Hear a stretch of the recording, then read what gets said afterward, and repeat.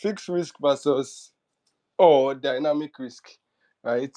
I like this topic. I like this topic because there has been would I say, I won't say arguments, but I'll say constructive debates, right?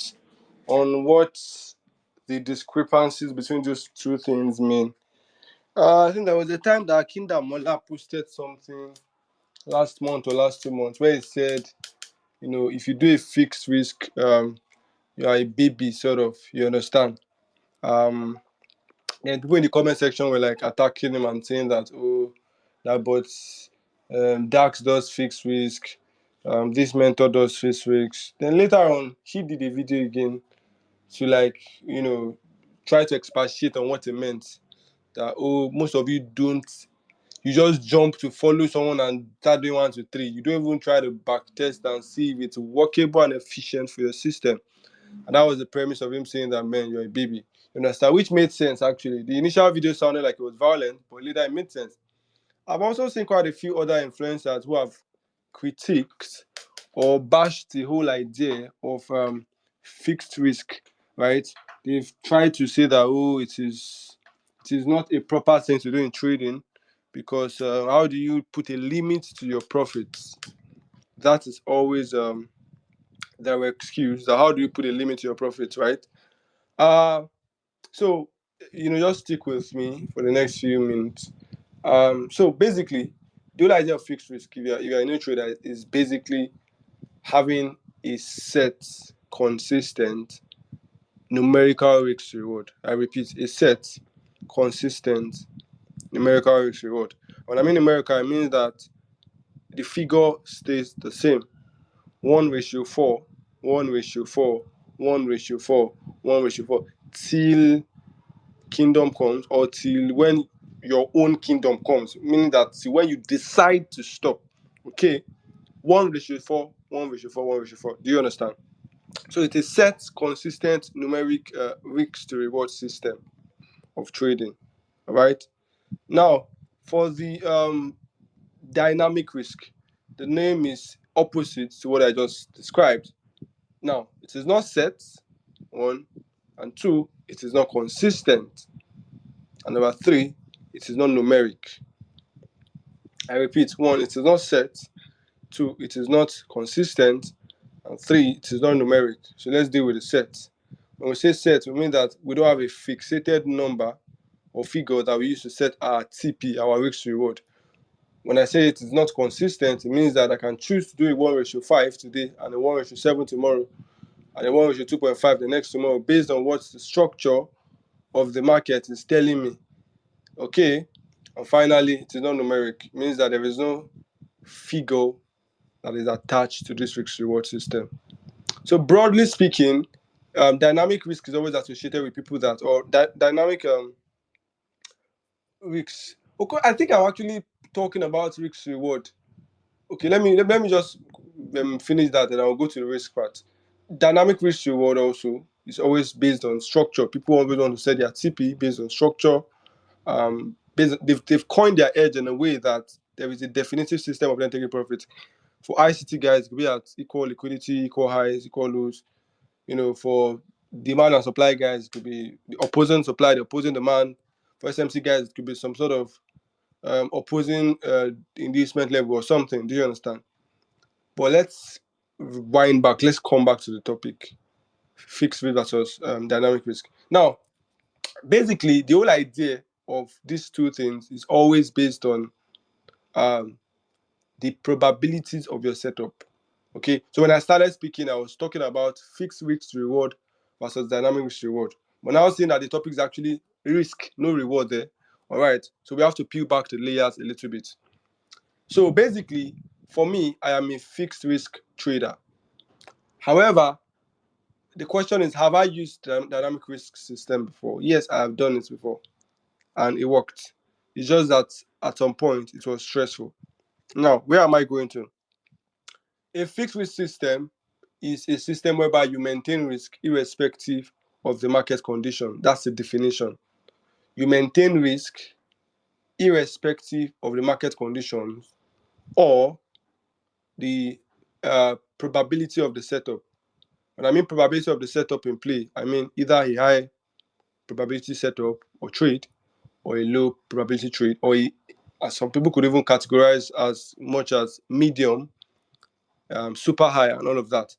And the nomenclature that is being used in the trading space for these things is A plus, B, C, and whatever. Do you understand? So people always categorize their setups based on how many times they've seen it play out to work in previous market conditions. Okay, they have either back tested or forward tested and seen that this particular play, this particular type of pattern, this particular type of move always tend to work 9 out of 10 times, right?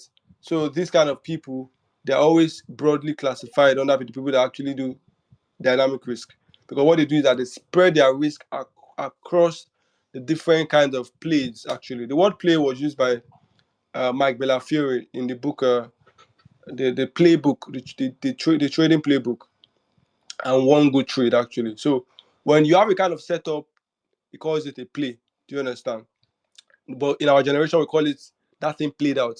So anything that plays out potentially is a play. Do you get? So back to the point, but I'll use a popular term that everybody can relate to, which is setup. So for the fixed risk system class of traders, irrespective of how powerful, how strong, how mathematically probable they believe the setup to be, either based on backtesting or forward testing, they still maintain risk. They do not change their risk. They don't increase and they do not decrease it. So if they're going to start with one risk, they end with the risk. So we can say, broadly speaking, that one characteristic of the fixed risk kind of traders is that, number one, they do not change risk, and number two, whatever risk they start with, they must end with that risk. Whatever risk they start with, they must what? End with the risk. Okay, on whatever accounts they're managing, be it a prop account, a brokerage account, an investor's account, or their personal account, they always maintain risk. Okay, for the dynamic risk guys, all right, as I said, they undulate and change their risk based on market conditions and the probabilities of the setup. Emphasis on mathematical probabilities. Okay, along your journey as a trader, you will start to notice certain things. You realize that there are certain kind of setups that play out more than the others.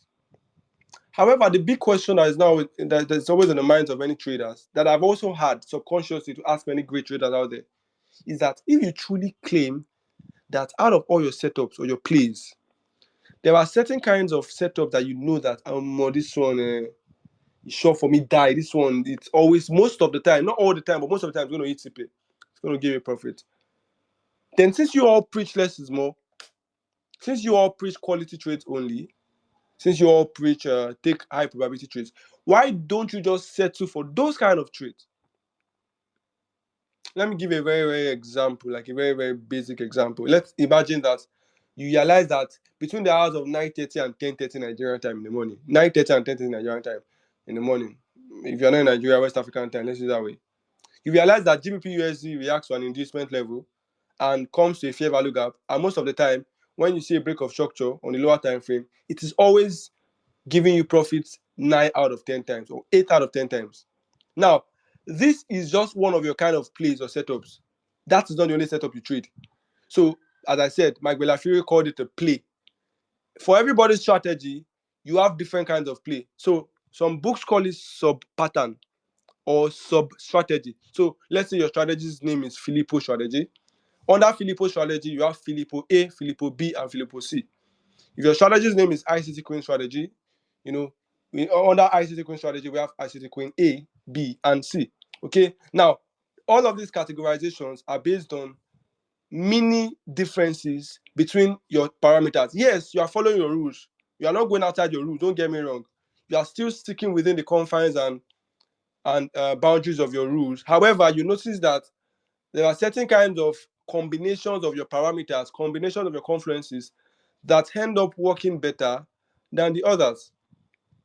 Okay, so the question I've always had in my mind was that why do traders know now, since we preach this thing, why not just stick to the ones that are the most probabilities?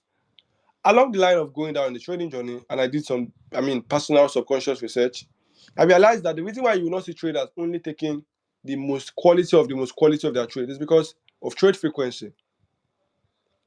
Trade frequency.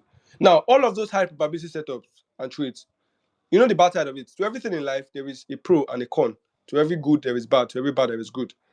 Yes, fine. These plays, these setups kinds, these compendiums of confluences that can give you 90% win rate. Yes, they can produce you certainty, high probabilities, assurance of profit. However, the con is that they don't come every time. The con is that they come once in a blue moon. And if they come once in a blue moon, the big question will be that how do you make money then? So it means that at the end of the day, most traders, at the end of the day, Filippo just texted. Filippo, can you hear me? Because you're texting me now. Okay, anyways, said others can hear. Now, at the end of the day, most traders, right, would need to have all of these kind of plays in their trading.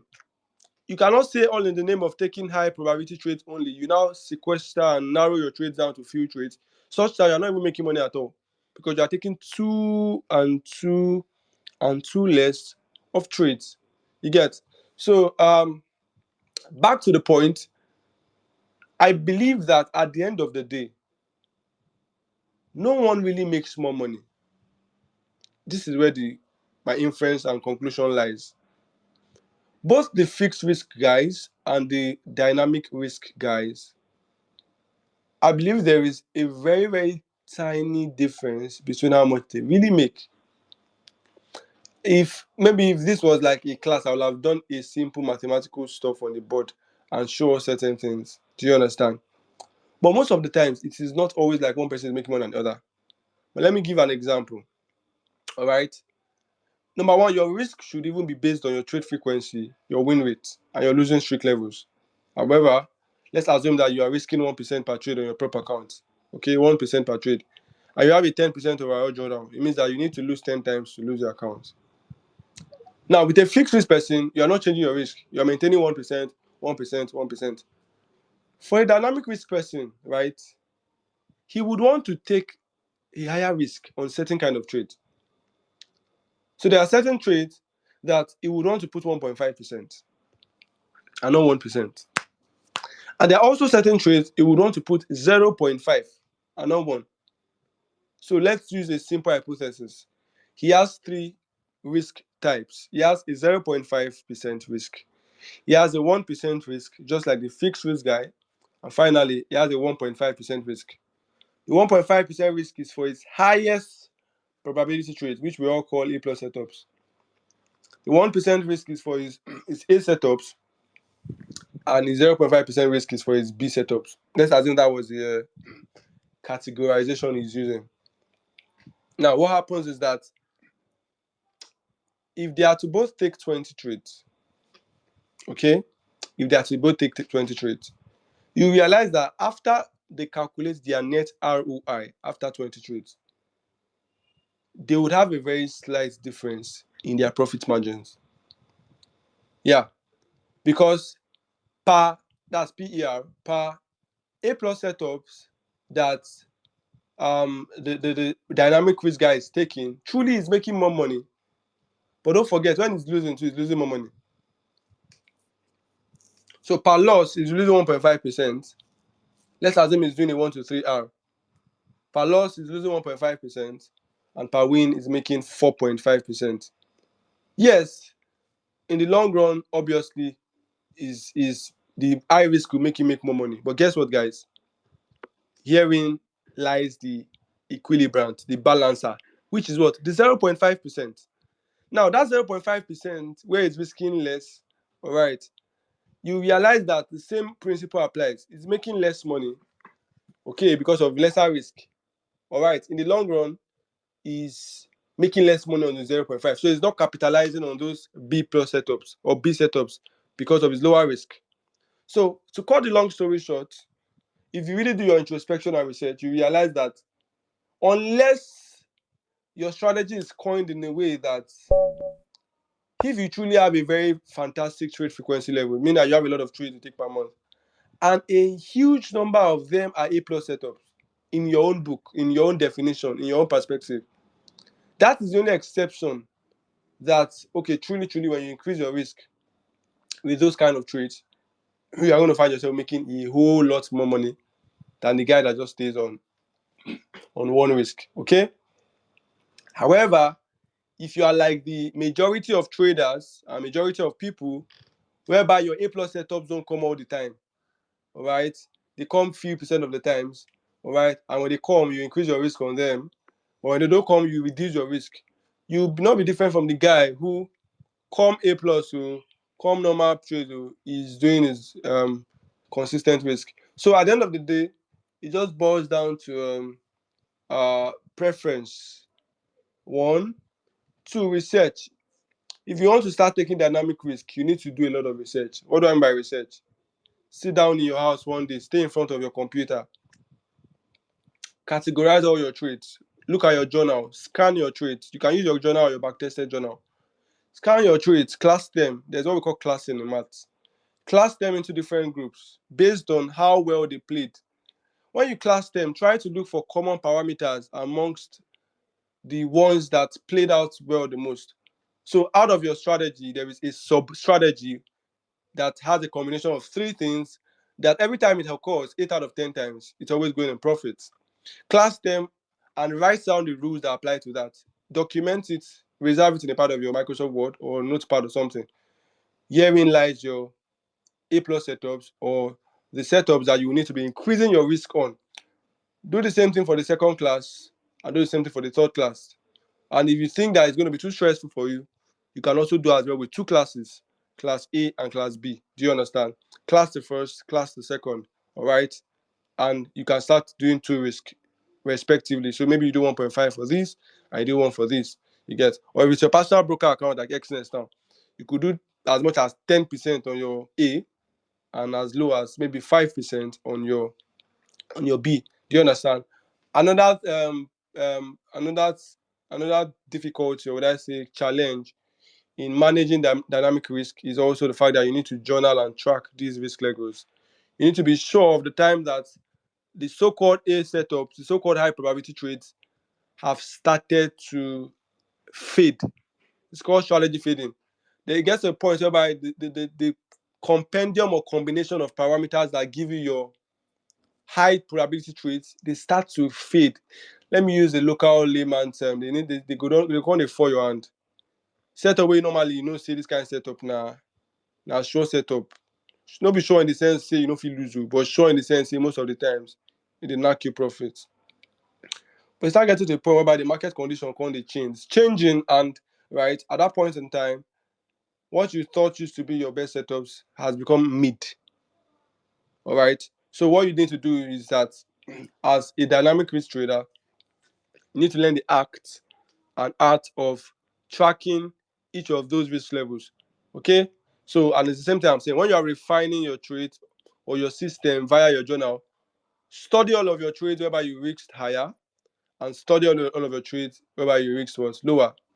Also, finally, one thing you should notice and take note of when you're doing dynamic risk, and I'm emphasizing on dynamic risk because it's a lot stressful, is that you want to be sure of your emotional reactions to increase risk. You want to be sure that when you increase your risk, do you always misbehave? Okay, truly, you've told yourself that you'll be risking 1.5% on this A setup based on the parameters involved.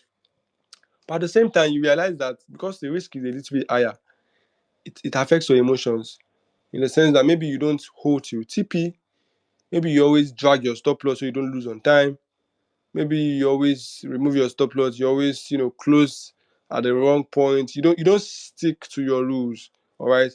It will be good if you journal these things, and when it's time to refine and track your trade and review your journal, review all of your high probability setups, all of the trades that you placed the high risk on. Review them to be sure that you were disciplined all through, that you didn't allow emotions to mix with your actions. You understand? Do the same thing with your low risk trades. Be sure that you didn't take them for granted. You're not nonchalant. That, okay, as per, I just did 0.5% now. Let me just do anything I like.